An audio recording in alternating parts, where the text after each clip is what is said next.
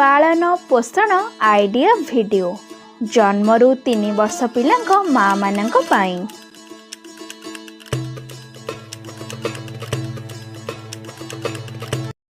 आजिर सभा को आसीथिबा सब माँ मानंकु हार्दिक स्वागत। चलतु सबु माँ माने पिला मानंक सहित एकाठी बसंतु। आजिर सभार आरंभ आमे एक सुंदर गीतरु करिबा।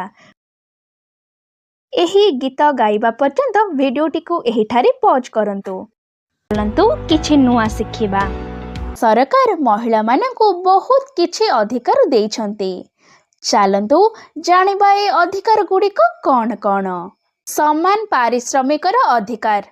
समान पारिश्रमिक अधिनियम रे रेकर्ड करा जाइथिबा व्यवस्था अनुଯାयी कौनसी कार्य किंबा कार्यर प्रकार पई कार्यरत पुरुष एवं कार्यरत महिला को समान दरमा प्रदान करा जिवो।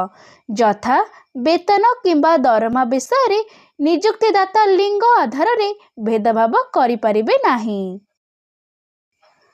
पारिवारिक हिंसा विरोध रे अधिकार। भारतर संविधानर धारा 498 अनुଯାयी पत्नी महिला लिव इन पार्टनर किंबा घरे रहुथिबा महिला को घरोई हिंसा विरोध रे स्वर उत्तोलन करिवार अधिकार दिया जायछि। स्वामी पुरुष लिव इन पार्टनर किंबा संपर्कीय माने निज परिवारर महिला मानंक प्रति मौखिक आर्थिक भावप्रवण किंबा यौन हिंसा करि पारेबे नाही। राति रे जणे महिला को गिरफ करा जाई पारिबो नाही। कौनसी अभियुक्त महिला को सूर्यास्त परे किंबा सूर्योदय पूर्वरु गिरफ करा जाई पारिबो नाही। एक निर्दिष्ट मामला रे केवल प्रथम श्रेणीर जणे मजिस्ट्रेट को निर्देश रे यह संभव। आईन रे आहुरी मध्य कुहा जायछि जे जदि तांको घरे काहाकू पचरा उचरा करा जाए तेबे महिला कनेस्टेबल किंबा परिवार सदस्यଙ୍କ उपस्थिति रे एही कार्य करा जिबा उचित। भर्चुआल अभियोग पंजीकरण करिबार अधिकार। जे कोनोसी महिला तांको अभियोग को एक भर्चुआल पंजीकरण करि पारिबे। एथिरे से ईमेल रो सहायता नै पारिबे। पंजीकृत डाक ठिकाना सहित पुलिस स्टेशन को एक चिट्ठी माध्यम रे निजर अभियोग पठाई पारिबे। एहा परे एसएचओ महिला घर को जणे कनेस्टेबल पठाइबे जीए स्टेटमेंट रेकर्ड करिबे। जीरो एफआईआर रो अधिकार। जदि जणे महिला विरुद्ध रे कौनसी अपराध हुए तेबे से जे कौनसी पुलिस स्टेशन रे किंबा जे कौनसी स्थान रो एफआईआर दाखल करि पारिबे। एथिपाई घटनास्थल रे उक्त पुलिस स्टेशन रे दाखल करा जिबा जरूरी नुहे। परे अपराध घटितिबा पुलिस स्टेशन को जीरो एफआईआर पठा जिबो। वीडियोटी को एहिठारे पॉज करंतु। साधारण जन्मित शिशु अपेक्षा समय पूर्व जन्म होइथिबा शिशु प्रति ध्यान देबा अधिक गुरुत्वपूर्ण। किंतु आपण एहार कारण जानिछंती कि? आसंतु आमे जानिबा केउ पिला मानंको प्री मैच्योर शिशु कुहा जाए एवं एहु शिशु मानंकर किपरि जत्न निया जिबा उचित।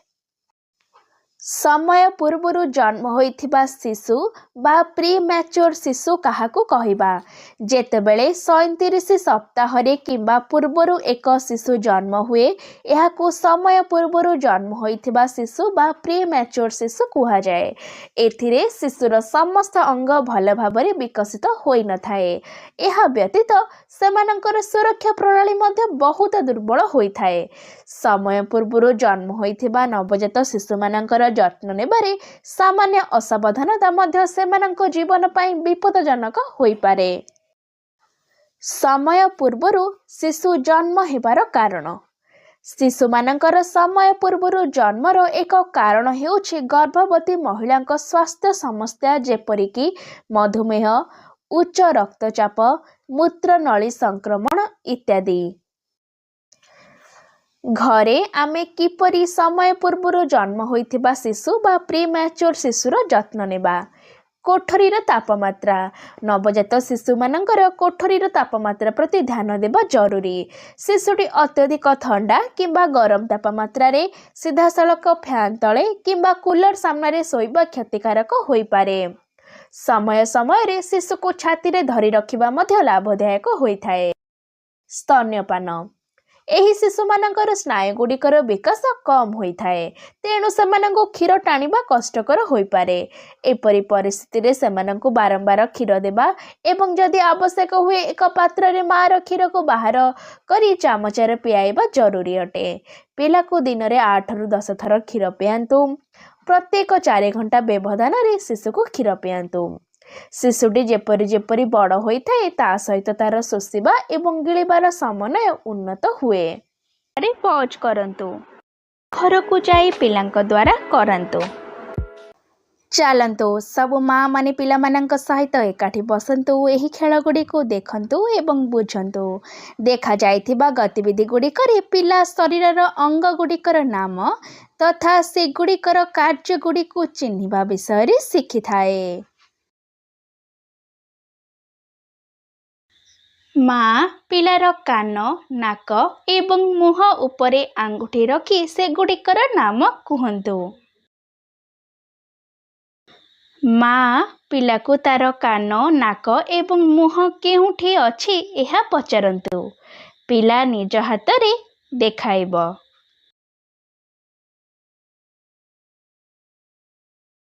ମାଆ ପିଲାର ଆଖି ବନ୍ଦ କରି ତାକୁ ଚାମଚରେ ଧ୍ୱନି କରି ଶୁଣାଇବେ। ନାକରେ ଗନ୍ଧ ଶୁଙ୍ଘାଇବେ ତଥା ଜିଭରେ ଅଲଗା ଅଲଗା ସ୍ୱାଦର ପରିଚୟ ଦେବେ।